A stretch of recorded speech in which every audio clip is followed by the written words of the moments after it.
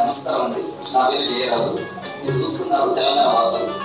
ఈ రోజు గ్రేటర్ ఎన్నికలలో కేటీఆర్ గారు 100 సీట్లు మా టీఆర్ఎస్ పార్టీకి వస్తాయని సవాల్ చేసిండు. మిగతా మిత్రపక్షాలు కాంగ్రెస్, టీడీపీ, సిపిఎం, ఎంఐఎం ఈ మిత్రపక్షాల పార్టీలన్నీ కూడా ఏమి సీట్లు సంపాదించుకోగలుగుతాయి. 100 సీట్లు టీఆర్ఎస్ ని కేటాయిస్తే 50 సీట్లు ఏ పార్టీకి ఎన్ని సీట్లు సంపాదించుకోగలుగుతారు?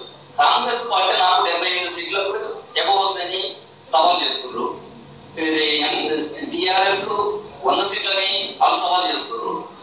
సిపిఎం మాకు కొన్ని సీట్లు వస్తాయని సిపిఎం వాళ్ళు అంటారు.